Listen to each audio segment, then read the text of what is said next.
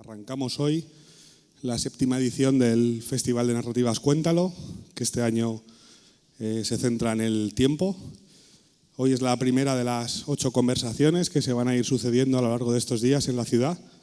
Y antes de empezar esta primera conversación entre Antonio Muñoz Molina y Azar Alonso, el alcalde de la ciudad, Conrado Escobar, quiere saludarnos y darnos unas palabras de bienvenida. Así que, alcalde.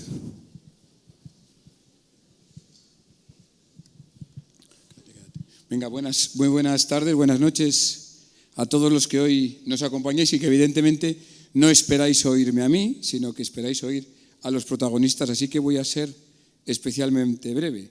Pero me parecía pues algo importante dar la bienvenida a quienes hoy nos van a acompañar en esta nueva edición de Cuéntalo.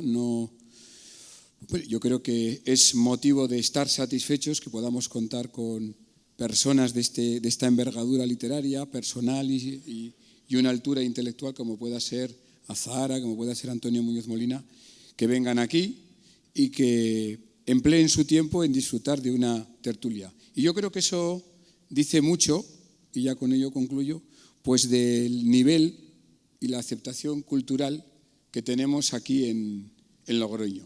Yo creo que puede pasarse desapercibido incluso para los propios logroñeses el hecho de que disfrutemos de una red cultural pública de las mejores de España, que nos está permitiendo pues congregar en torno a los diferentes escenarios culturales que se puedan organizar, y en este caso subrayo la iniciativa de Juan García Calvo como director de esta nueva edición de Cuéntalo, y que podamos disfrutar aquí en una capital de comunidad autónoma, en la más pequeñita comunidad autónoma de España, de espectáculos, de eventos de este nivel.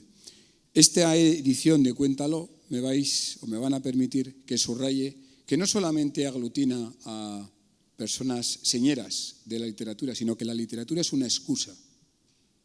La buena literatura que vamos a escuchar aquí es una muy buena excusa para recuperar, para redescubrir también la ciudad. Vamos a tener ocasión, y os pido que lo hagáis, de descubrir con esta edición de Cuéntalo, pues desde una vieja estación de autobuses adaptada para un formato literario hasta formatos y escenarios de nuevo cuño como es el Centro de Cultura del Rioja. En definitiva, todo es cultura, todo es ciudad, todo es Logroño. Y ya me callo. Yo quería simplemente compartir estas reflexiones a modo de inicio de esta tertulia.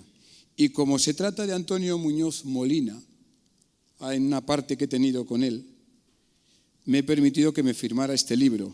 Hay muchos ahí fuera, pero todo lo que era sólido, en la que el autor precisamente reflexiona sobre, en un contexto muy diferente, pero perfectamente vigente, pues ese vértigo que ahora podamos sentir todos ante ese futuro que no sabemos cuál va a ser, ¿no? Y que dice, y yo acabo ya, decía Antonio Muñoz Molina en su libro: no hay frontera más hermética que la del día de mañana. El porvenir inmediato es un espacio en blanco. Bueno, pues ahí queda esa reflexión y que sea el propio autor el que nos ilustre sobre ello. Así que muchísimas gracias por venir y a disfrutar. Gracias.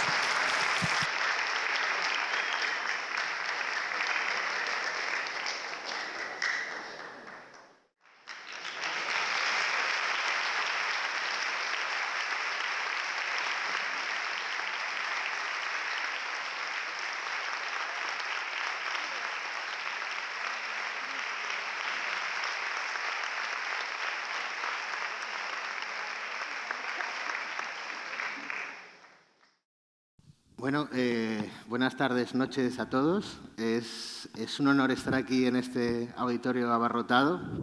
Gracias al Ayuntamiento de Logroño y al Festival Cuéntalo por hacer posible esto. Hoy vamos a hablar aquí de una cosa muy rara, que es el tema del festival y que es el tiempo. A mí es una cosa que me obsesiona bastante, ¿no? Yo comparezco aquí, yo soy periodista, pero creo que comparezco aquí en calidad de cronófobo porque tengo una obsesión bastante obsesiva con el tiempo, ¿no? La cronofobia La cronofobia es una fobia muy curiosa porque si a ti te dan miedo las arañas o las alturas, puedes separarte de esos miedos. Si no hay arañas o una altura no pasa nada, pero si tienes miedo al paso del tiempo es imposible separarte de eso porque estás siempre corriendo, ¿no? No puedes, estás en constante contacto con el objeto de tu miedo, ¿no? Entonces, bueno, yo le he dado muchas vueltas al tiempo, esta cosa que nos atraviesa, ¿no? Más que hablamos de él como si fuera algo ajeno, pero es algo que nos atraviesa, de lo que estamos hechos. Y bueno, a ver si conseguimos sacar algo en claro en esta conversación y me voy a casa más tranquilo. Entonces, bueno, es un honor para mí compartir este espacio con estas dos personas. Azahara Alonso, escritora, obetense como yo, no solo de la misma ciudad, sino de la misma calle, de la calle San Bernabé de Oviedo. Cierto. Y autora, bueno, aforista, poeta y autora de la novela Gozo, con mezcla la narrativa y el ensayo, y que trata, bueno, sobre... Hay una parte de esta obra que trata del tiempo, ¿no? De cómo utilizamos el tiempo, del tiempo de ocio, del tiempo de trabajo, de la escasez de tiempo, bueno, de todos estos temas que ahora iremos abordando, ¿no? Y Antonio Muñoz Molina, que bueno, no necesita presentación, autor de muchas novelas, muchos ensayos, por nombrar algunas de las primeras, El jinete polaco, El invierno en Lisboa, ensayos como Ventanas de Manhattan, Todo lo que era sólido, académico de la lengua y premio, estábamos hablando ahí detrás sobre si es premio Princesa o Príncipe de Asturias, porque cuando Antonio lo recibió era príncipe y ahora es premio Princesa, pero bueno. Su última novela, No te veré morir, que se titula como un famoso verso de Idea Vilariño, también tiene, a mi juicio, mucho que ver con el tiempo, ¿no? Si la habéis leído, si habéis leído las reseñas que han estado saliendo, tiene una primera parte que es una frase muy larga, una oración de como 70 páginas, ¿no? Arbórea, que se va ampliando y que va recogiendo dentro de ella como muchos tiempos diferentes, ¿no? Creando como un espacio de mundo. Y bueno, esto es muy interesante. En general, Antonio ha tratado mucho el tiempo en su obra, ¿no? El tiempo de las personas y el tiempo de la sociedad, ¿no? El pasado, la memoria. Y bueno, entonces, bueno, creo que son unos ponentes muy bien elegidos. Y yo lo primero que quería preguntaros es ¿cómo lleváis personalmente vosotros el paso del tiempo? Antonio, si quieres. Hola, buenas tardes. Fíjate que estabas diciendo que los dos sois obetenses y yo soy ubetense. Ubetense, ¿verdad? Pues casi que esto cobra una coherencia mayor de la que tenía al principio, ¿no? El paso del tiempo lo llevo unas veces muy bien y otras fatal. Hay veces que el paso del tiempo lo sientes como riqueza, ¿no? Porque realmente si tienes salud y está un poco despierto y todo eso, la sensación de todo lo que uno ha aprendido, ha atesorado a lo largo de los años, a mí es una cosa que me produce felicidad, ¿no? Pienso en todo lo que he aprendido, ¿no? Todos los sitios en los que he estado, toda la gente a la que he conocido, todo. A mí es una cosa que me pasa, es que me gusta mucho, puede parecer una bobada, ¿no? Pero me gusta mucho la literatura. Me gusta mucho. No, porque muchas veces se habla como con desdén o ¿no? Sobre todo cuando entre gente que se dedica a todo esto. A mí la literatura, leerla y escribirla, me apasiona, me gusta muchísimo. Y entonces cuando, por ejemplo, releo una novela que llevo leyendo toda la vida y la leo ahora y todo eso, digo, qué bien que he tenido la oportunidad de leer tantas veces este libro, qué bien empiezo a conocerlo ahora, ¿no? Entonces eso Hombre, luego está la otra parte, ¿no? Que ya sabemos cuál es el desenlace, ¿no? Entonces eso siempre, pues, eso no le gusta a nadie. No hagas spoiler.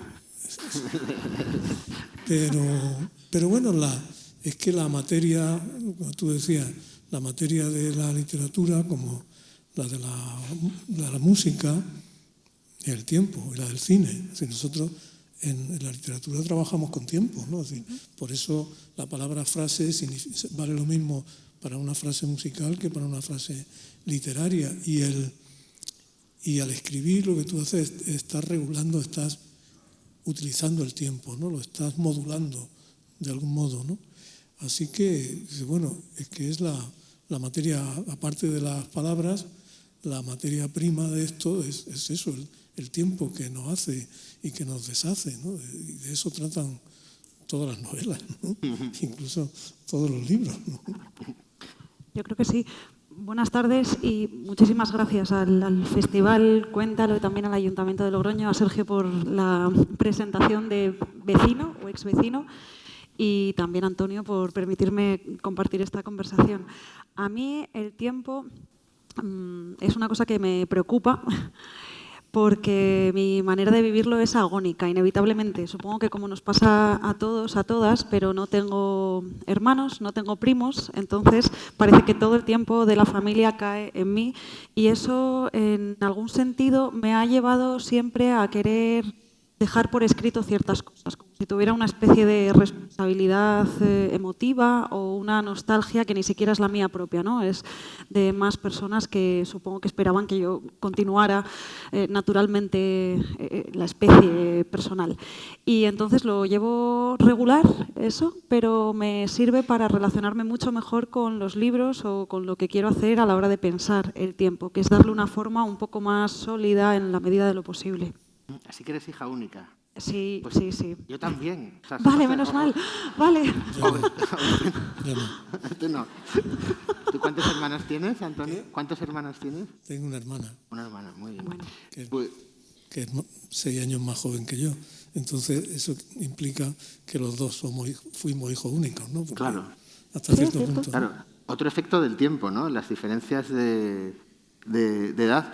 Azahara, cuéntanos un poco de lo que comentaba yo un poco antes sobre cómo aborda el tiempo Gozo, tu novela o tu libro. Me interesaba mucho narrar una isla, pero también pensarla desde la política de los tiempos. Y con esto me refiero a la diferencia o la distinción. Siento muchísimo lo que está pasando. Está sonando. Sí, es por respirar. Si pudiera evitarlo, pero creo que no es fácil.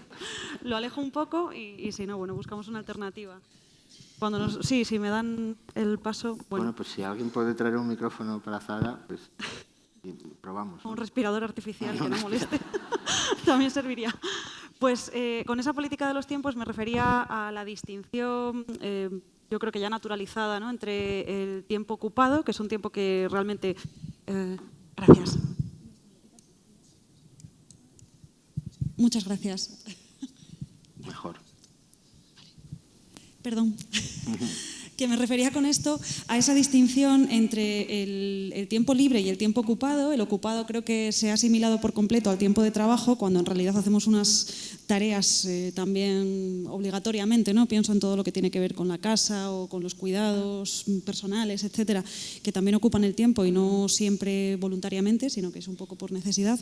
Y el tiempo libre, que lo que más me atenazaba cuando quise escribir esto es cómo se ha convertido en un ocio que sentía que se nos impone un poco socialmente, ¿no? De esta manera sutil y agradable que es: ¿por qué no viajas más? ¿Por qué no ves todas estas series? ¿O por qué no lees exactamente estos libros? Y por favor nunca los releas, porque entonces estarías desperdiciando cierto tiempo para invertirlo en algo que no debes. Entonces esa también manera en la que utilizamos el lenguaje económico para referirnos al tiempo, el invertirlo, el gestionarlo, etcétera, era algo que quería poner en ese caso por escrito en la novela y tratar de imaginar un tiempo libre que fuera realmente libre y una alternativa laboral que fuese emplearnos de nuevo y no dejar que esa supuesta vocación ocupara o colonizara toda nuestra vida de una forma al final un poco precarizada, según la generación o la clase social, más bien creo, a la que pertenezcamos. Antonio, ¿a ti te preocupa mucho cómo utilizar tu tiempo libre? ¿Intentas aprovecharlo al máximo o a veces dices, bueno, vamos a no hacer nada?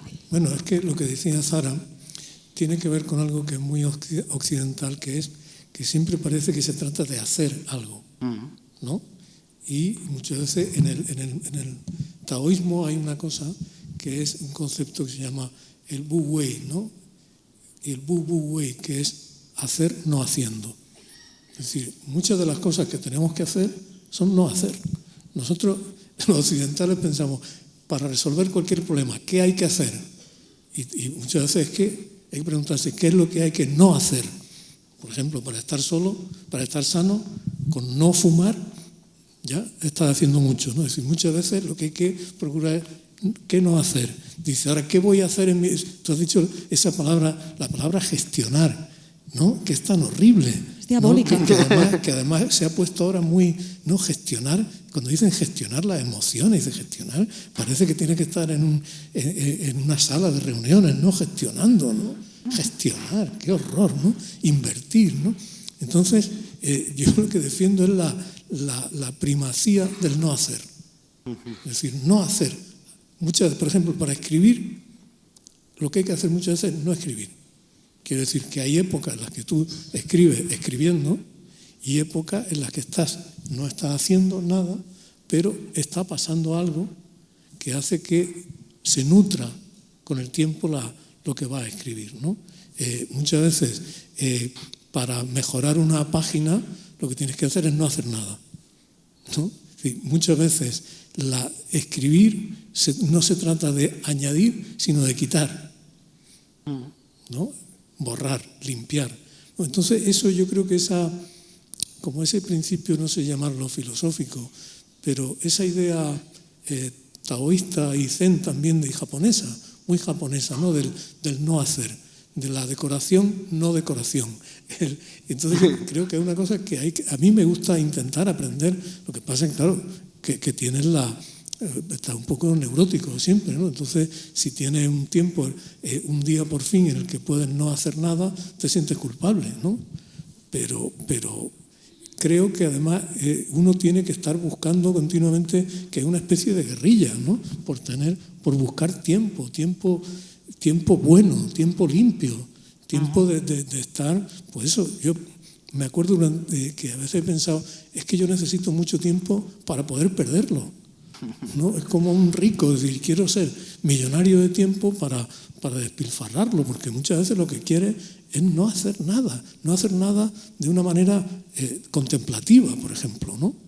Eso en tu libro está muy presente esa idea de la contemplación, ¿no? Es decir, que la contemplación es fundamentalmente no hacer, estar mirando, ¿no?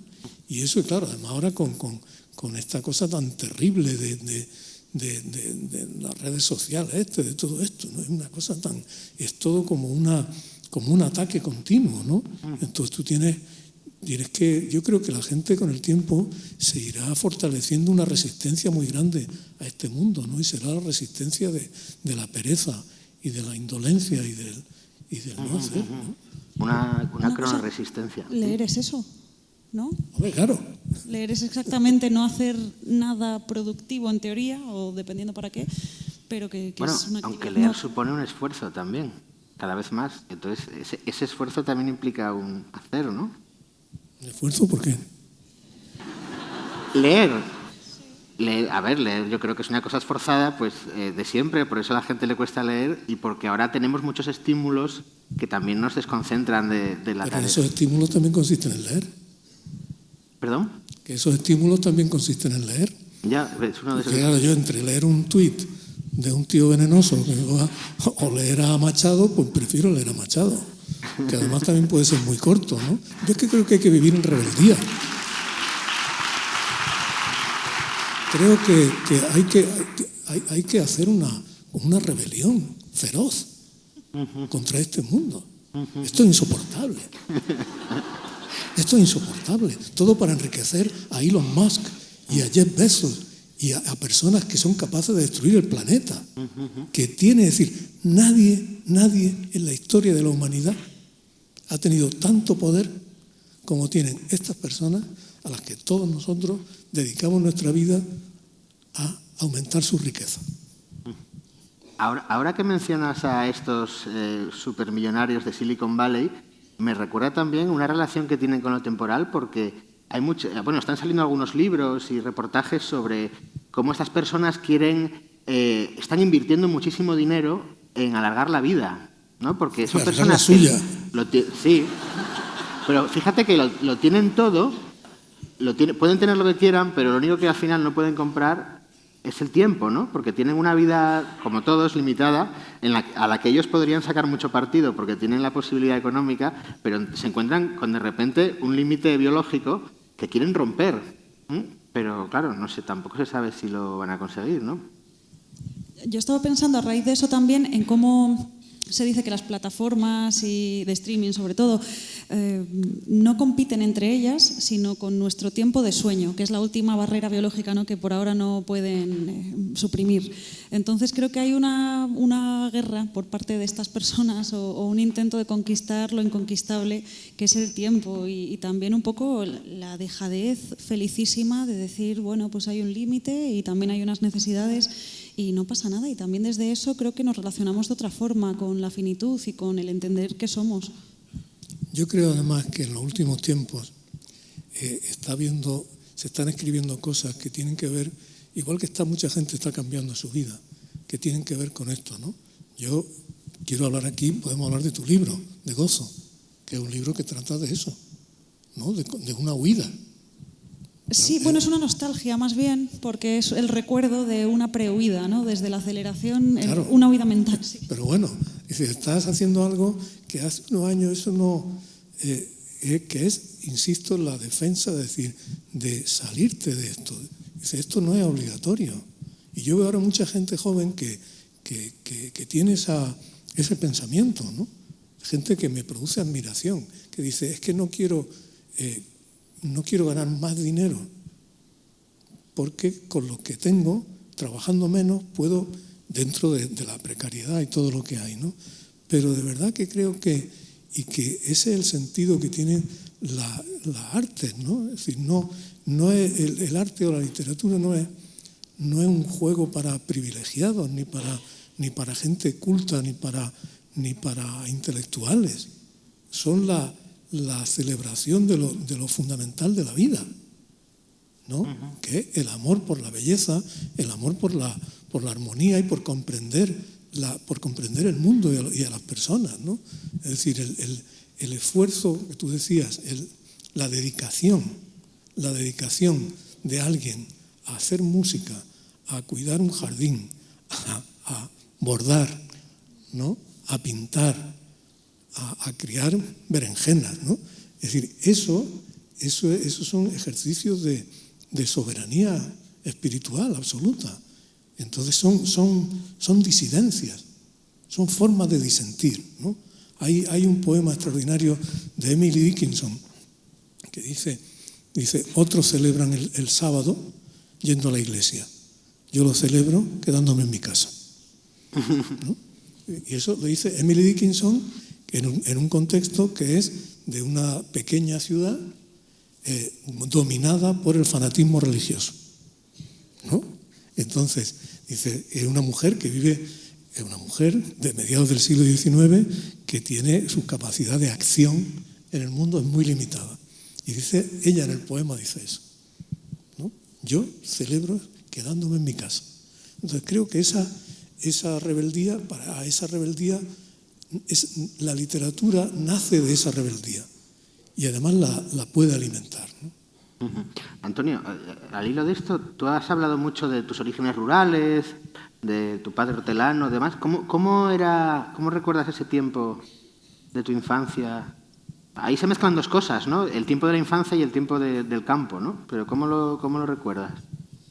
Bueno, es que era el tiempo de la infancia. Por eso cuando tú ves a los niños de 2 años, de año y medio, con una pantalla, ¿no? Por eso te das cuenta del horror que es eso, ¿no? El tiempo de la infancia es que es el tiempo del paraíso. Es decir, si tú estás cuidado, relativamente cuidado, ¿no? Y tienes personas que te quieran, tú estás en el paraíso, ¿no? Y entonces es un tiempo de puro éxtasis muchas veces, ¿no? Yo recuerdo es decir, en el campo la gente trabaja mucho, es decir, el tiempo, la gente vive igual de agobiada por el tiempo, ¿no? Pero recuerdo esos momentos así en los que tenía que hacer un trabajo que era, por ejemplo, yo tenía que ayudar a mi padre a regar una huerta, ¿no? Entonces tú en la huerta tienes las acequias y todo eso, entonces con una azada tú ibas dirigiendo el agua para un lado y para otro. Uh-huh. Y cuando el agua entraba en cuarterón de aquello, tú tenías que estar esperando un rato a que se llenara. Y luego lo tapaba y empezaba otro, ¿no? Entonces, es el tiempo del trabajo, ¿verdad? El tiempo del trabajo material, ¿no? O de estar sembrando cosas o recogiendo. Eso es un tiempo que es un tiempo de serenidad, porque los seres humanos necesitamos tener nuestro cuerpo ocupado, ¿no? Entonces, para mí, ese tiempo campesino, dentro de la pobreza y de todo, ¿no? Pero los niños llevan el paraíso portátil, ¿no?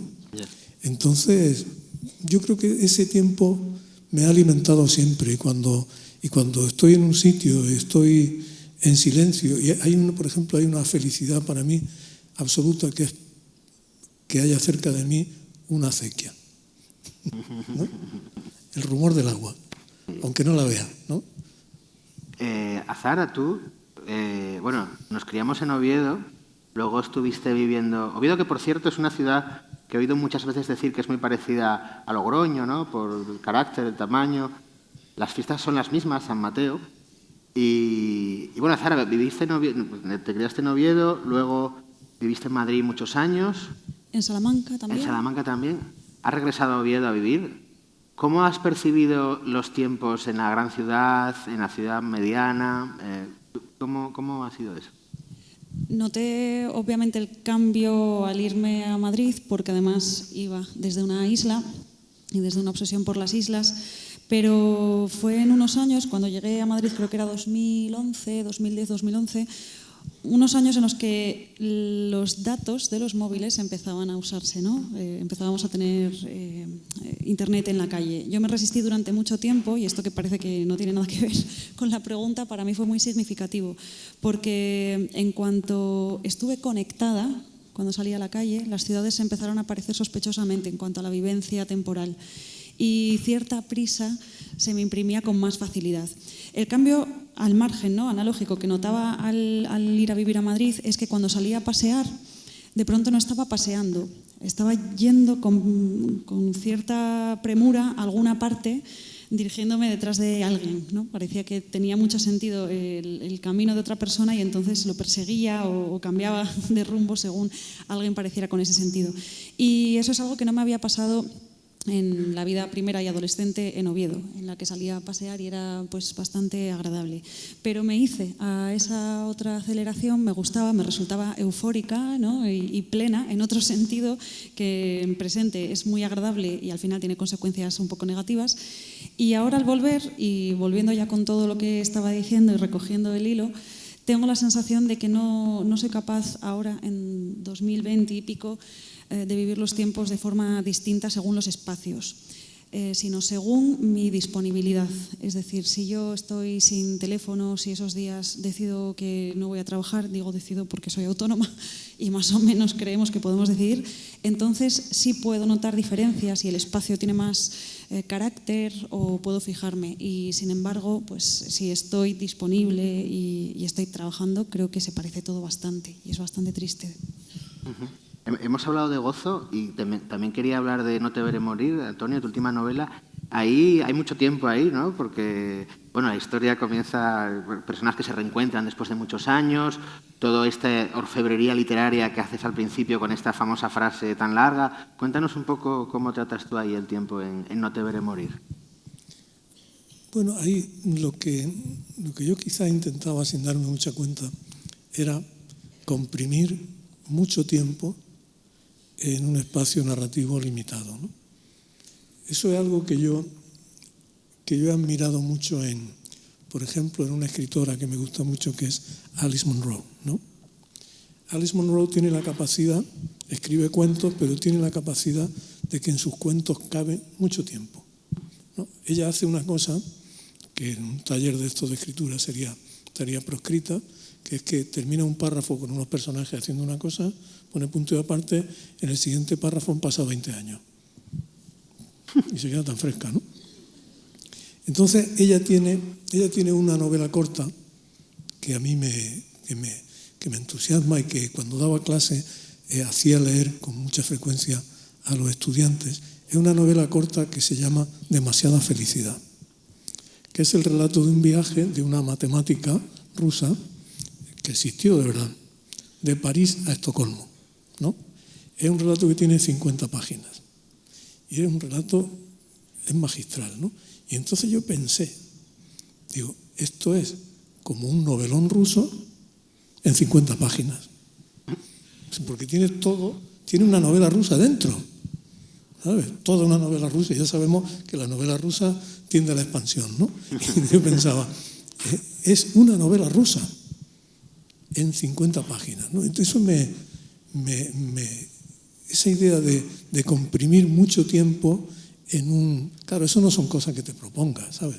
Pero tú te das cuenta retrospectivamente que eso lo tenía en la cabeza. Entonces yo he usado temporalidades muy largas en otras novelas, ¿no? Con mucha extensión, pero aquí, de pronto, cuando terminé, pensé, digo, aquí he comprimido, porque la novela hay cosas que ocurren en los años 20, a principios de los años 30, y otras que ocurren como en 2017 o así, ¿no? Y entonces pensé, digo, mira, aquí está comprimido ese tiempo, ¿no? Y eso me produce alegría porque es algo que a mí me cuesta, ¿sabes? Pero eso es lo que tiene la novela o la narrativa, es que no nos damos cuenta de lo sofisticada que es, ¿no? Porque la cantidad de información, de emociones y de cosas que puedes hacer contener en un párrafo, en una sola página, es una cosa increíble, ¿no? Eso es de una compresión, ¿no? Que ríete tú de los microprocesadores estos, ¿no? Es decir, tú en unas páginas, usando palabras, ¿no? Que es la cosa más común, de pronto tú puedes tener ahí la guerra de Troya. Y esto, ¿cómo es posible, no? Entonces, cuando tú ves, por ejemplo, el cine, ¿no? El cine que es tan difícil todo y tan caro, ¿no? Que es tan complicado. Y lo que tiene la literatura es que es muy barata de hacer. Es decir, que con materiales tan simples, ¿no? Te digo, la palabra, la sintaxis, todo eso, tú puedes conseguir una intensidad y una duración que algo a mí no para de asombrarme. Yo en mi labor periodística cultural entrevisto con frecuencia cineastas o directores de escena y siempre les digo, ¿por qué no? Porque siempre se quejan de que es muy difícil hacerlo, ¿no? Y digo, ¿por qué no se dediques a escribir y ya está, ¿no? Pero hay gente que tiene esa pulsión, ¿no? De hacer... Creo que también se lo decía Antonio López a Erice, a raíz del Sol del Membrillo, que él podía pintar el membrillo todos los años y que no tenía ningún tipo de coste económico y que, sin embargo, hacer la película era algo mucho más difícil en términos mayores, ¿no? Claro. Eso, mira, ahí en una habitación propia, dice Virginia Woolf, dice, ¿por qué la literatura era la única carrera medio abierta a las mujeres en el siglo XVIII en un sitio como Inglaterra? Dice, porque es muy barata. Yeah. Es decir, para escribir lo único que hace falta es papel y un lápiz, y eso hasta una mujer de esa época que no tiene capacidad de nada, que no tiene titularidad de dinero ni de nada, entonces eso es extraordinario, ¿no? Vamos, parece una tontería que lo diga, pero ojo, porque tampoco es tan barato, hay que tener tiempo.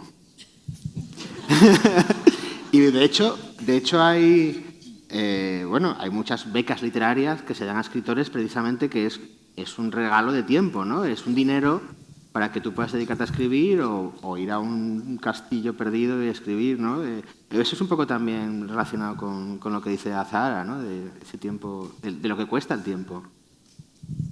Sí, igual también diabólicamente yo lo he empezado a ver así, ¿no? Si tengo que trabajar no puedo escribir, entonces ese tiempo que dedico a eso lo estoy robando de lo que para mí es verdaderamente importante, que casi siempre es leer, pero también escribir.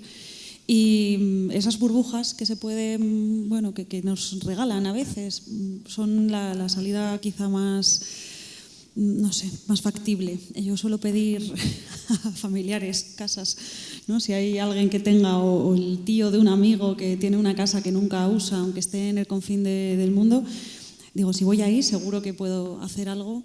significativo a la hora de... ¿Y no te da miedo que las condiciones sean tan favorables que no puedas?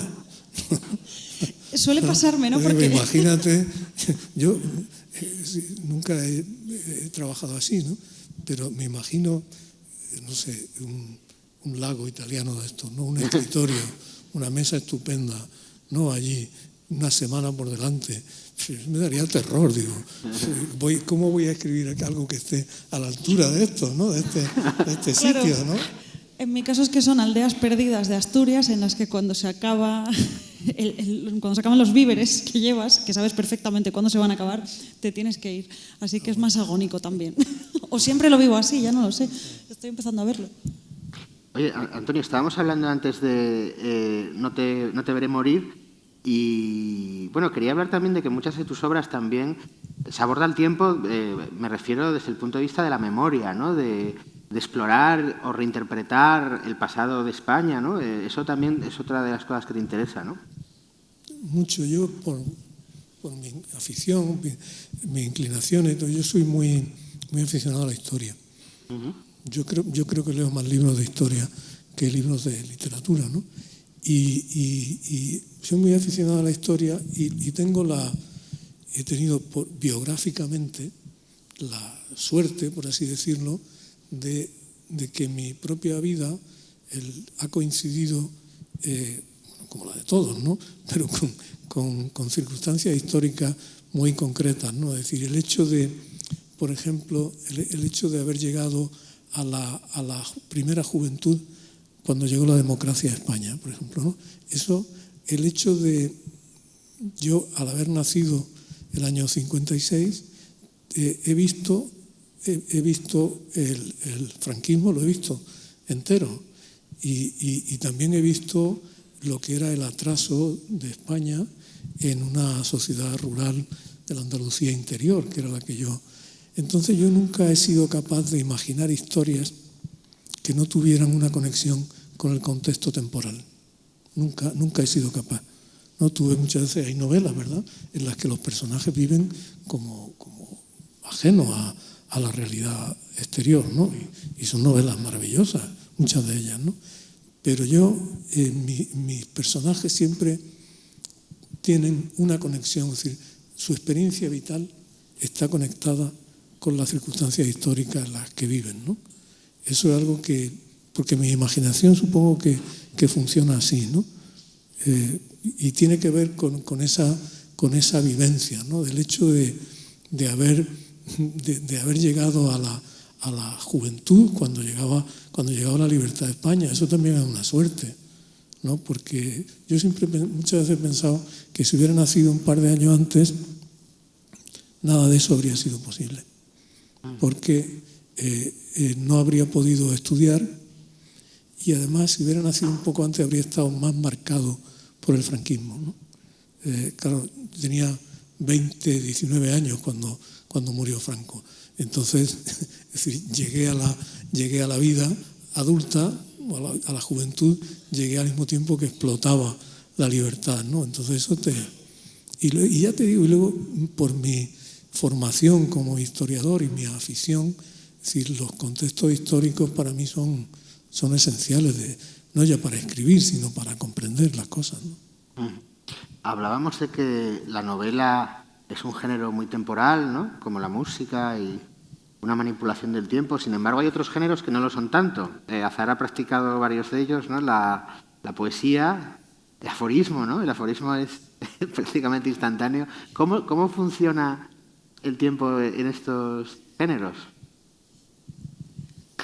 Pues Estás difícil. Es una buena pregunta, ¿eh? Es muy buena pregunta porque creo que se puede abordar desde muchos lugares, ¿no? La diferencia a la que hacía referencia antes Antonio entre también las artes del tiempo y las artes del espacio, como la novela es claramente del tiempo, igual que la música, y hay veces que creo que se considera que la poesía es un arte del espacio, pero no sé si su desarrollo sigue requiriendo, ¿no?, cierto tiempo, y también como lo presentamos siempre como un conjunto y presentamos una estructura de un conjunto de poemas, también eso requiere el desarrollo temporal. Sin embargo, supongo que es más abordable, o que un aforismo sobre todo se puede quedar más directamente, ¿no?, en una especie de memoria fotográfica que luego nos hace pensar. Y a mí me parece que son pequeñas píldoras que se extienden mucho más de lo que parece, porque en principio, aunque se pueda leer brevemente y todo esto que nos han dicho de la brevedad hoy en día, ¿no? que es más consumible, creo que es todo lo contrario.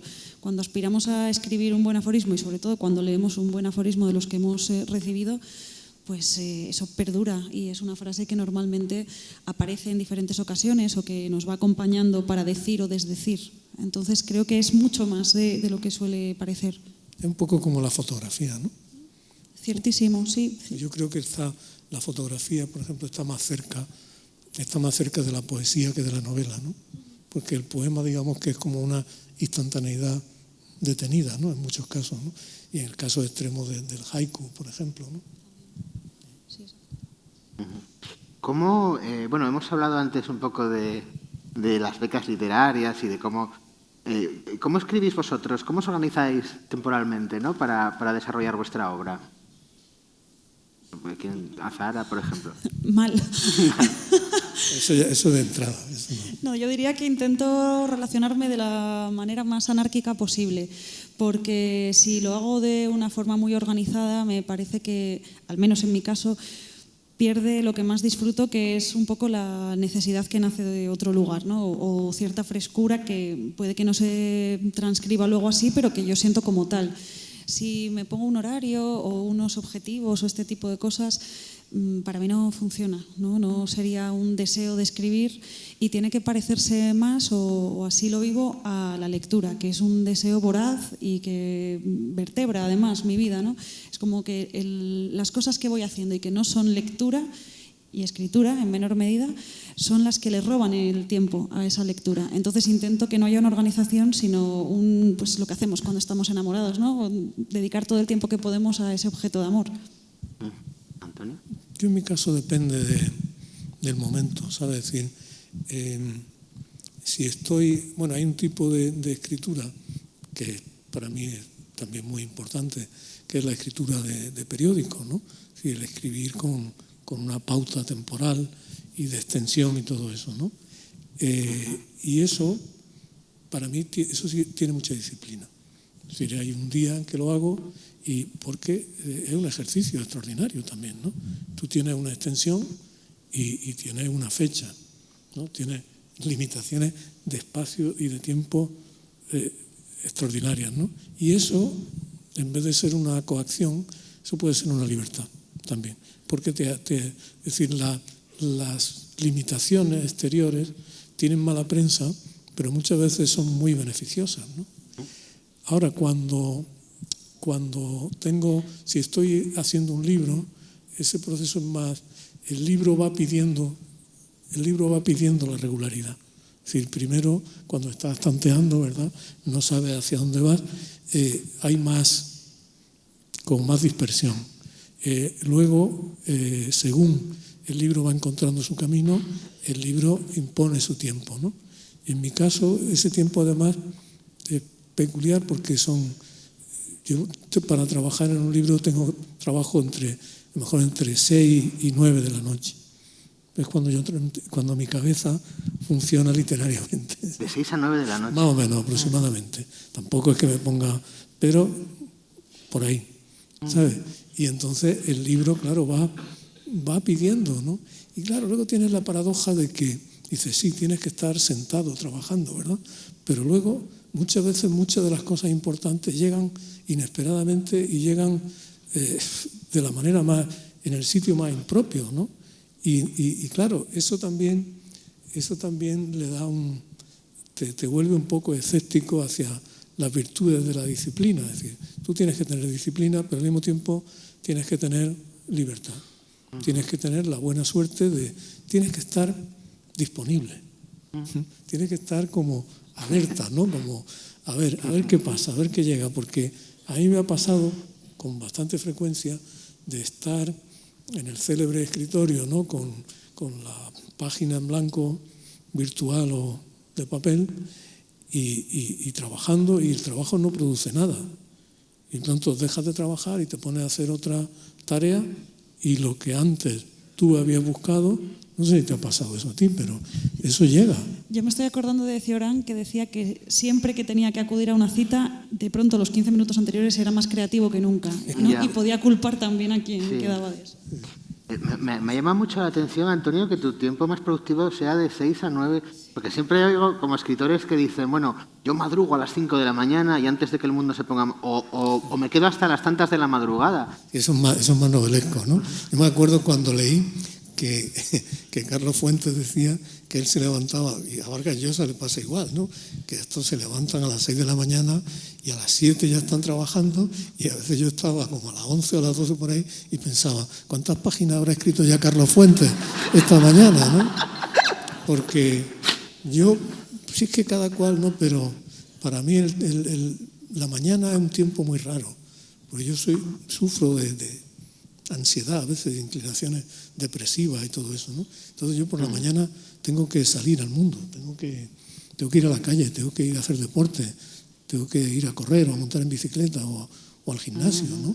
O tengo que ir a ver a un amigo o a ver una exposición o lo que sea, ¿no? Pero la mañana, para mí la mañana no es un cepo, sería como ponerme un cepo.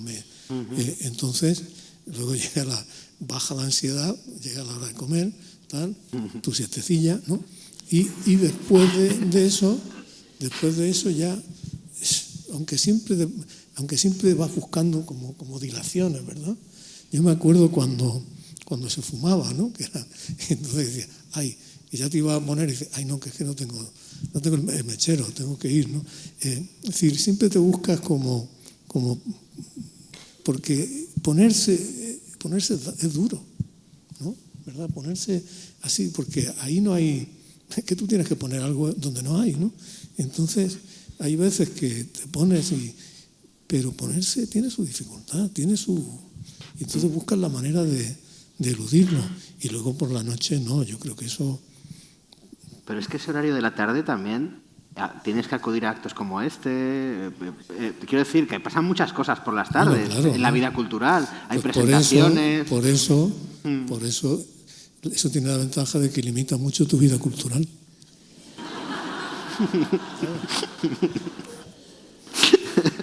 Oye, hay una cosa que lo estaba comentando antes en una charla que me pasa a mí, que a ver si os pasa a vosotros, que es que a veces tengo tanto trabajo que no me da tiempo a trabajar. Me explico, ¿no? Mi trabajo, por ejemplo, es el fin último es hacer artículos y cosas así, ¿no? Pero claro, yo me levanto y de repente hay cosas que son trabajo, como responder mails, la llamada de un jefe de prensa, un acto también, WhatsApps, gestiones laborales que al final evitan que realmente haga el trabajo real, ¿no? Que es lo que sale al final, ¿no? No sé si a vosotros a la hora de escribir también resulta que hay un montón de trabajos auxiliares que impiden que al final salga lo que tiene que salir, ¿no?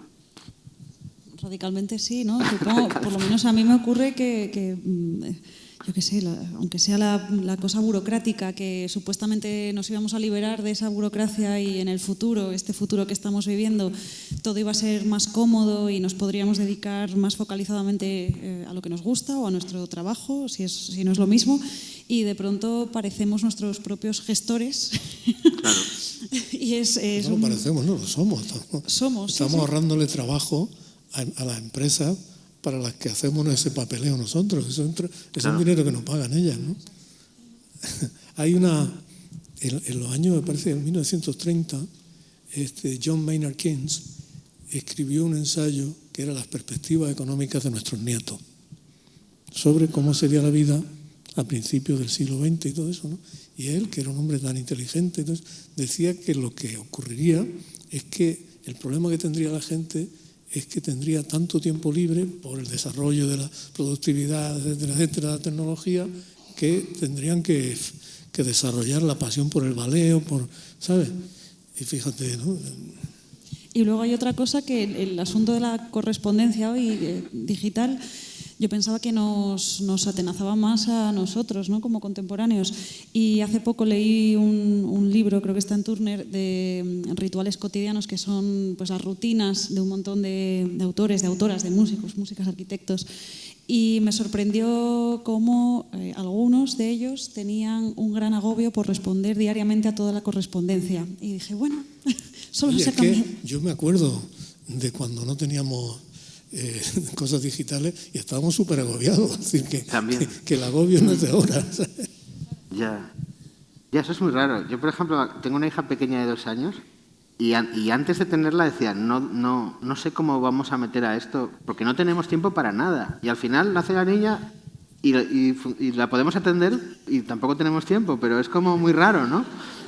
Como que hay más tiempo dentro del tiempo, hay más recovecos, ¿no? Entonces, en fin, quería hablar, hemos hablado del pasado, tenemos que hablar del futuro. Se habla mucho de futurofobia, postfuturo, futuro abolido, ¿no? Creo que vivimos en una etapa del mundo donde hay un gran menú de fines del mundo disponibles, ¿no? La amenaza nuclear, la tecnología, el cambio climático, la desigualdad, bueno, en fin, se pueden enumerar un montón. ¿Cómo os sentís vosotros ante este futuro incierto? Mira, yo cuando era adolescente el futuro estaba de moda. Ahora lo pienso, cuando yo tenía 14 o 15 años, había una serie que se llamaba Espacio 1999, Odisea 2001. Entonces yo he ido viendo esos futuros que se han ido quedando atrás. Cuando me acuerdo cuando se estrenó Blade Runner, ¿no? Pone Los Ángeles 2016, que se estrenó en 1982. Tú en 1982 veías eso y decías, 2016, eso tiene que ser, ¿no? Es que todo esto de las predicciones, eso es una cosa tan tonta, porque una cosa que no saben los seres humanos hacer es predecir el futuro, porque no se puede. Porque hay demasiado. El futuro es como la meteorología, como el estado de la atmósfera. Hay demasiadas variables en combinaciones infinitas que hace que todo resultado sea imprevisible dentro de, ¿sabes? Entonces yo soy bastante. Todos esos futuros me parecen pueriles, ¿no? Es decir, que no sabemos. Tenemos que aceptar que no sabemos. Porque de verdad que a lo que se parecen los futuros inventados es al presente, ¿no? Tú ahora ves, hay una arqueología que a mí me gusta hacer, que es ver películas del futuro que ya ha pasado, ¿no? Entonces tú ves, por ejemplo, 2001, Odisea en el espacio. No da ni una, ¿no? Es decir, pero vamos, cero, ¿no? Y una de las cosas que no da es que en el célebre viaje al espacio, la primera parte del viaje, todas las mujeres que salen o son azafatas o son amas de casa. Es decir, en ese futuro previsto por gente tan inteligente como Arthur C. Clarke y todo esto, nadie había previsto que pudiera haber mujeres en la tripulación de una nave espacial. Hay una escena en la que un astronauta, a través de un teléfono con imagen, modernidad, habla con su mujer y con sus niños. Van volando en una nave en la que hay gravedad cero y todos ellos, los astronautas, todos son señores, ¿no? Pero hay una azafata, es decir, que ese futuro, nosotros no sabemos imaginar el futuro. No sabemos, no se puede.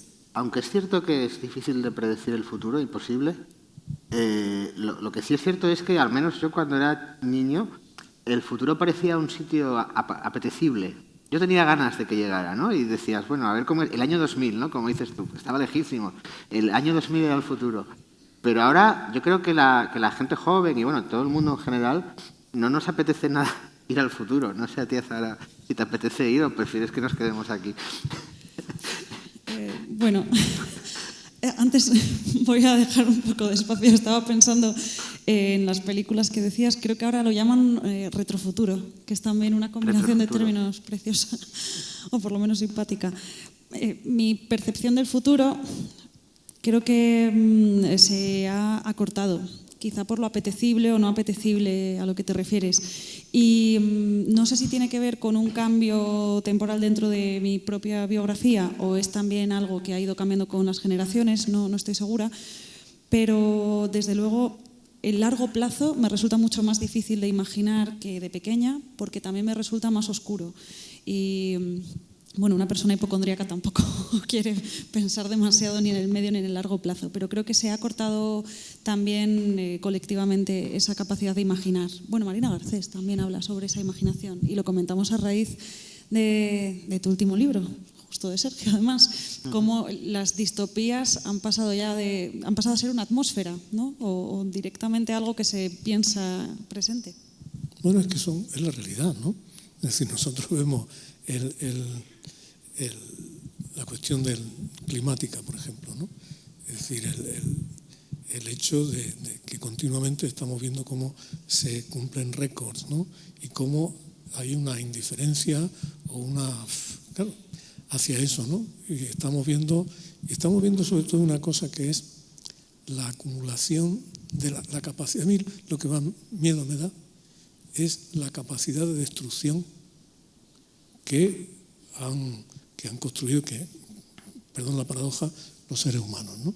Es decir, el ser humano es falible, es muy frágil, está sometido a todo tipo, se deja engañar con mucha facilidad, no sabe, sus intereses lo ciegan, ve lo que quiere ver, ¿no? Muchas veces hay la bondad, el problema que hay un problema que es que las consecuencias de la bondad o del trabajo son lentas, pero las consecuencias de la maldad y de la destrucción son inmediatas, ¿no?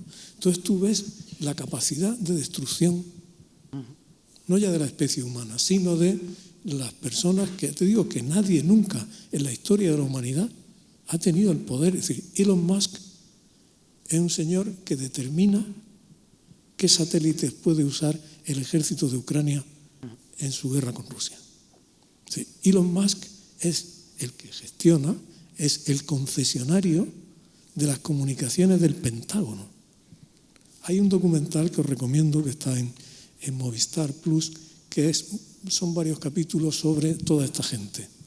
Y en uno de esos capítulos se ve el momento en que Elon Musk le llega un camión a su casa enorme y le hace entrega del coche más caro del mundo.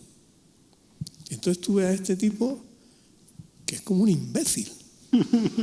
Y dice, con esa cosa, este es el coche más caro del mundo, ¿no? Ese idiota que se pone así porque se ha comprado el coche más caro del mundo, de ese idiota depende tu vida y la mía y la de todos los que estamos aquí, y de gente así. Entonces, claro, es decir, Hitler no tenía, por suerte, no tenía la capacidad de destrucción. La tecnología ha dado una capacidad de destrucción que dice, ¿eso cómo? ¿Qué se puede hacer para contrarrestar eso? ¿No? Esa es la gran pregunta, ¿no? ¿Por qué? Esto no es una especulación, ¿no? El otro día un ministro del gobierno israelí, ¿no?, sugirió la posibilidad de tirar una bomba atómica sobre Gaza. Donald Trump puede ganar las elecciones americanas. Si las elecciones americanas fueran mañana, Trump ganaba. Entonces dice...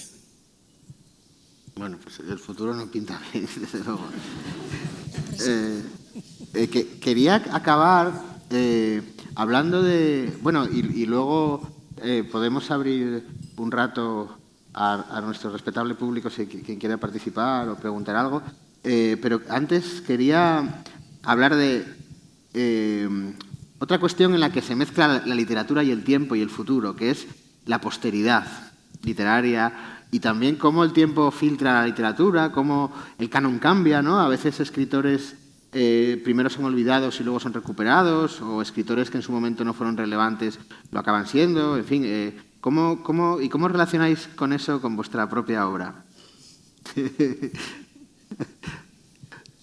¿Sabe una cosa que decía, muy buena, decía Woody Allen, que decía, yo no quiero seguir viviendo en el recuerdo de mis admiradores, yo quiero seguir viviendo en mi apartamento.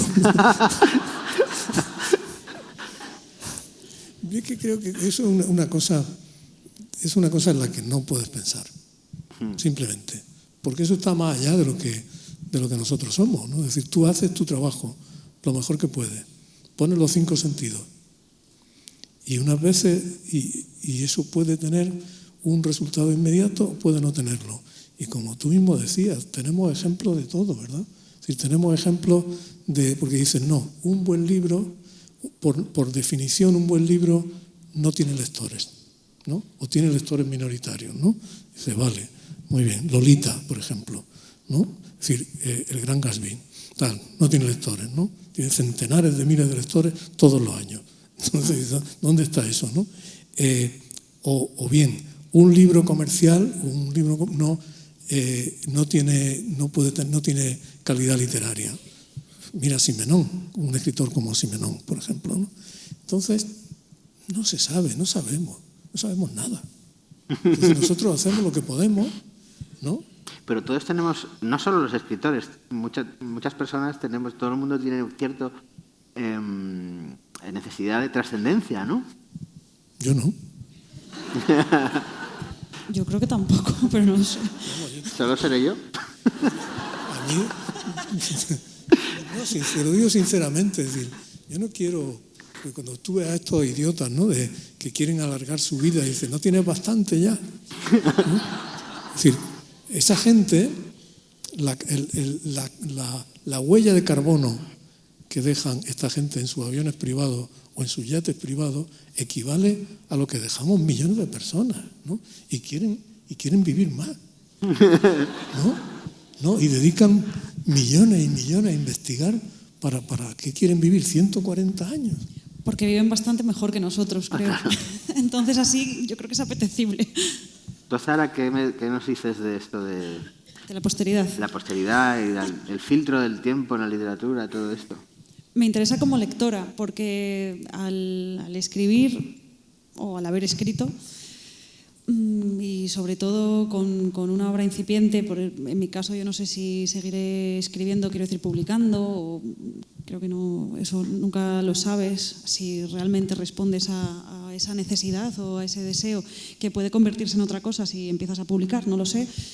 Digo que escribiendo o habiendo escrito, si piensas en esa posteridad, y en algunos casos creo que tenemos ejemplos, digo, de nuestra generación, por ejemplo, es que te gusta más la figura de ser algo, ¿no? O de ser escritor para que te recuerden, que del propio hecho de escribir y de probar cosas nuevas o distintas en las que puedas fallar y desaparecer de ese mapa.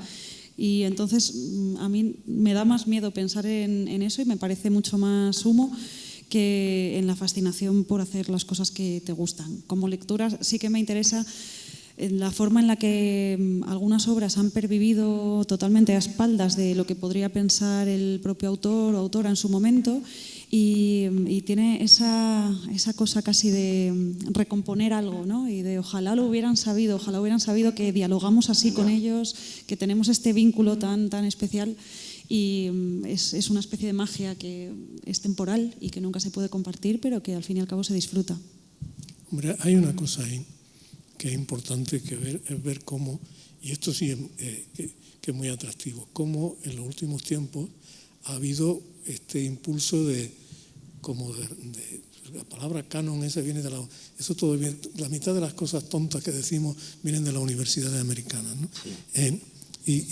Pero lo cierto es que estamos viviendo una época en la que, por fortuna, se está abriendo la mirada, ¿no? Ahora mismo hay una exposición buenísima en Madrid, en el Thyssen, ¿no? Maestras de pintoras, ¿no? Pintoras extraordinarias, es decir, que hasta hace poco no estaban en ninguna parte, ¿no? Entonces, cuando tú ves cómo se recupera eso, o cómo se da visibilidad a artes despreciadas, ¿no? Artes populares despreciadas o ignoradas, eso a mí me parece una conquista extraordinaria, ¿no? Y tiene un sentido, claro, también tiene un sentido político, ¿no? Eso es lo que a mí me parece importante, ¿no? Ver, y lo que tú decías de cuando un autor o un libro no ha sido valorado y de pronto pasa el tiempo y sí lo es, ¿no? Eso te enseña también la trampa de las jerarquías, ¿no? A las que en el mundo cultural se es muy aficionado, ¿no? Lo alto, lo bajo, lo popular, lo fino, ¿no? Entonces tú ves como de pronto ahora mismo, gente de los años 30, como Manuel Chávez Nogales, o como gente así, ¿sabes?, que estaban ignorados, ¿no? Y resulta que ellos eran escritores de verdad, ¿no? Y muchos, tú ahora lees los artículos de Manuel Chávez Nogales, ¿sabes?, como lo de Josefina Carabias, por ejemplo. Tú lees el periodismo que escribían Chávez Nogales o Josefina Carabias en los años 30. Y es una literatura mucho más viva que mucha de la literatura oficialmente literaria que se escribía entonces, ¿no? Y eso en la música, imagínate, ¿no? Es decir, cómo las jerarquías quedan alteradas. Hay una pena, ¿no? Y es que muchas de esas personas que vivieron y trabajaron pensando que lo que hacían no tenía valor, no era reconocido, nunca van a saber efectivamente que, es decir, la justicia poética no es justicia, ¿no? Pero eso también te hace, yo creo, tener como un instinto, por una parte, de humildad y de escepticismo, y también de decir, bueno, pues fíjate cuántas cosas nuevas, cómo cambian las cosas, ¿no?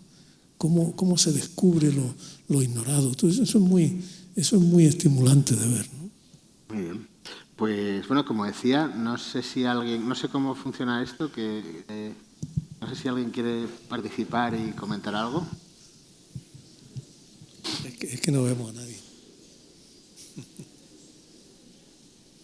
Hola. ¿Dónde? Aquí atrás. Allí, vale. Hola. Antes habéis empezado a hablar un poco de cómo también el tiempo es necesario para la creatividad. A mí me gusta mucho una frase de Agatha Christie que dice que sus mejores crímenes a ella se le ocurrían cuando estaba fregando los platos. Y no sé si tenéis alguna anécdota para contarnos de cómo se os ocurrió a vosotros la idea para vuestras novelas. A mí fregando platos, sí, y cualquier tarea, cocinando, haciendo cosas así, se me ocurren. Te digo, a veces, me acuerdo una vez, estaba escribiendo una novela que estaba escribiendo sobre un personaje que era un señor que daba clases de diseño en la Bauhaus, ¿no? Un profesor de la Bauhaus que daba clase. Y tuve que dejarlo porque no se me ocurría, no avanzaba, ¿no? Y entonces me fui a la cocina y me puse a trabajar. Tenía que cortar una cosa con las tijeras, luego cogí una cuchara y todo eso. Y entonces me fijé y pensé y dije, qué bonito, qué cosas más buenas son unas tijeras, ¿no? Qué maravilla, ¿no? Una cuchara, qué invento, ¿no? Entonces se me ocurrió que este profesor en su clase llevaba una cartera, iba sacando de la cartera, sacaba su clase de diseño en la Bauhaus, ¿no? Sacaba unas tijeras, sacaba una caja de cerillas, sacaba una cuchara, sacaba un lápiz, ¿no? Y entonces era como si fuera un mago sacando cosas. Y se me ocurrió así. Muy Gómez de la Serna también, cuando sacaba, ¿no?, de la maleta todas esas cosas. Lolita, tu perrita, tiene una parte importante en la vida. No sé si te pasa, bueno, creo que es menos conflictiva que la mía. Yo tengo una que se llama Duda y es muy conflictiva paseando, pero cuando hay paseos tranquilos, a mí pasear obligadamente, ¿no?, a ciertas horas también me ayuda, y salir y estar en un ambiente un poco más amable a veces da lugar a despejar o a atender también la vista metafórica, ¿no? Claro. De manera que estamos siempre hablando de trabajar, pero resulta que es que a veces que no trabajar. No trabajar, no. No sé si alguien más. Hay dos allí, ¿no? O uno, no sé. Bueno, adelante. Hola, buenas noches. Antes, cuando hablabais del tema de contestar, que si los emails, antes las cartas y demás, yo me gustaría saber, dentro del tiempo como escritores y cómo lo gestionáis y demás, El tiempo que tenéis que dedicar a la promoción de vuestra obra, de vuestros libros, ¿qué supone para vosotros? ¿Un mal menor? ¿Es algo inevitable? ¿Os saca un poco de ese mundo así que todos pensamos que un escritor tiene íntimo y demás? ¿Cómo lo lleváis? La parte comercial de la literatura, ¿no? Bueno, a mí me ha pasado una vez, me está pasando, pero diría que lo que llevo mal es trabajar.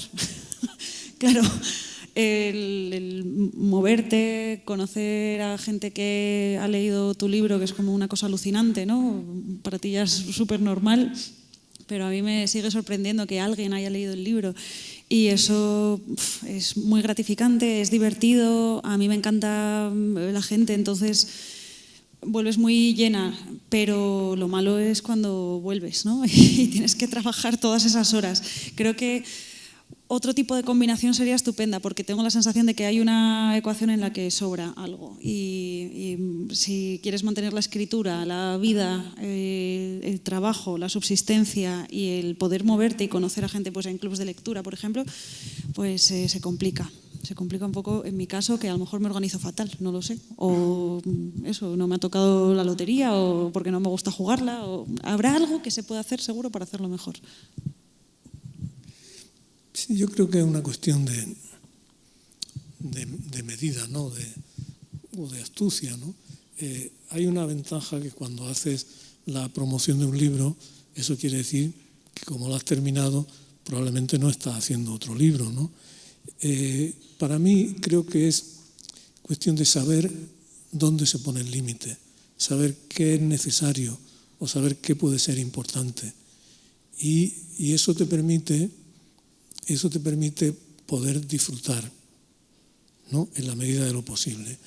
Yo creo que si un escritor puede correr el peligro de convertirse en su propio personaje, ¿no? Decía Naipaul de Borges que al final de su vida Borges se había convertido en su propia entrevista, ¿no? Porque estaba dando entrevistas continuamente, ¿no? Y siempre era la misma entrevista. Entonces tú publicas un libro. La industria del libro en España es una industria, el libro es una industria modesta, y hacer un libro y un libro de literatura, entonces tú sientes la necesidad como el deber de acompañar a ese libro, de ayudar a que ese libro se difunda. Ahora, de ahí a estar como si estuvieras dando 300 conciertos al año, yo creo que lo que hay que saber ahí, en la medida de lo posible, es graduar, elegir qué haces, a dónde vas, y muy, muy importante para mí, llega un momento en que eso se termina. Es decir, que hay un momento en el que tú ya durante una larga temporada tú no vas a hacer nada o casi nada, ¿sabes? Y luego, pues, todo en la vida tú puedes llevarte sorpresas agradables, ¿no? A veces vas a un sitio a que vas a regañadientes y descubres que es un sitio extraordinario. Y encuentra pues eso, personas, y esa maravilla, lo que dice Azahara, a lo que no te acostumbras, es decir, que algo que es una cosa tan secreta y tan privada como un libro, pues tenga lectores, ¿no? Pero lo principal, ya te digo, es medir en la medida de lo posible y llega ese momento en que eso se ha terminado. Y tú te vas a tu casa y estás ahí a llevar tu vida privada, ¿no? Lo público puede gastar mucho. Es muy fácil. El estar en un escenario con un micrófono te da como una potestad que es muy peligrosa, puede ser muy peligrosa, porque te puedes convertir en una especie de entertainer, ¿no? ¿Sabes? Antonio, sobre esto hay una cosa muy curiosa sobre la que yo he escrito algún artículo, que eran estos escritores que se convirtieron, que tenían mucho de personaje televisivo. Hablo de Umbral, de Cela, Arrabal, bueno, esta generación, ¿no? Que efectivamente iban mucho a televisión, eso desapareció, ya no hay escritores que van a la... Pero eso desapareció porque desapareció la literatura de la televisión, ¿no? No porque los escritores después hayamos sido más más sensatos, ¿no? Porque la literatura, por desgracia, cada vez no sale mucho, ¿no? En la televisión. Pero ese tipo de personajes, por ejemplo, ¿no? Umbral, Cela, todo esto, yo creo que eso, afortunadamente, ese tipo de como de showman, eso ya no, y eso está bien, ¿no? Que no, hay cosas que está bien que se acaben, ¿no? Sí. No sé si alguien más quiere. Allí veo una mano. Ahí. Hola, buenas tardes. Yo quería preguntarle a Antonio Muñoz Molina si, al igual que hizo en el 2013 con el ensayo Todo aquello que era sólido, ¿no? Si al hilo de esta conversación que estamos teniendo y de todas estas dudas que le surgen sobre esta realidad tan nefasta, ¿no?, que nos cerca, si tiene en mente en un futuro inmediato o un poco lejano hacer una actualización de esos planteamientos, no tanto prediciendo qué va a pasar en el futuro, sino sobre lo que ya es ahora presente y lo que se nos avecina, abordar el formato ensayo de nuevo en algún libro. Bueno, eso lo hago en el periódico, intento hacer eso en el periódico, ¿no?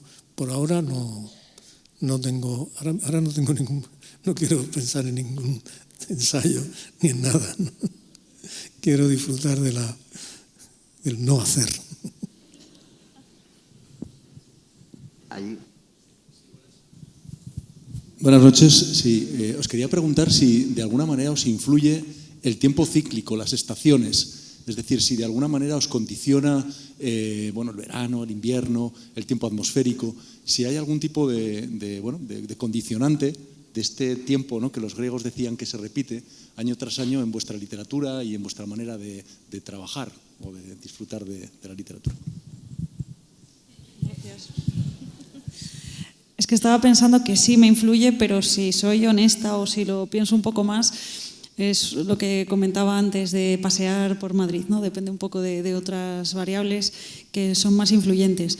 Pero en principio el cambio de luz, ¿no?, y de hora y un poco el recogimiento parece que favorecen objetivamente esto. En realidad no sé si tiene luego un resultado tan productivo, aunque sea una palabra feísima para esto, como puede parecer al principio. Pero siempre me sorprendo al principio del otoño diciendo, llevo 2 horas aquí sentada, he empezado a escribir, lo que decías, lo que cuesta empezar gustosamente, no tengo prisa por seguir con el día, no hay nada que ahora mismo esté requiriendo la atención y supongo que eso sí que es una influencia positiva, pero al final se cruzan tantas cosas que no sé. A mí me afecta mucho la sensibilidad, es decir, que me afecta mucho. Disfruto cuando llega. Sí, los tránsitos de estación, ¿no? Siempre me gustan, ¿no? Y el tránsito ya, cuando he vivido en sitios en los que el otoño era más espectacular, ¿no? Por ejemplo, cuando vivía en Nueva York, ¿no? En el otoño en la ciudad y en todo el estado de Nueva York, es un lujo, ¿no? Y de hecho varios libros míos el otoño sale mucho, ¿no? Ese otoño en la ciudad, ¿no? Eso es una cosa que me provoca nostalgia, ¿no?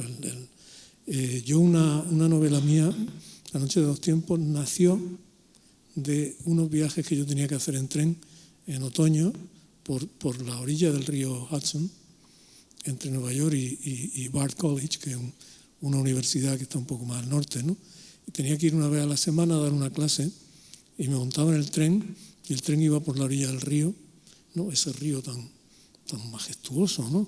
Que además, como estaban todos los colores cambiando de los árboles y bajaba el agua del río, bajaba multicolor, ¿no? Y el viento hacía que las hojas amarillas, como unos remolinos, ¿no?, parecían mariposas, ¿no?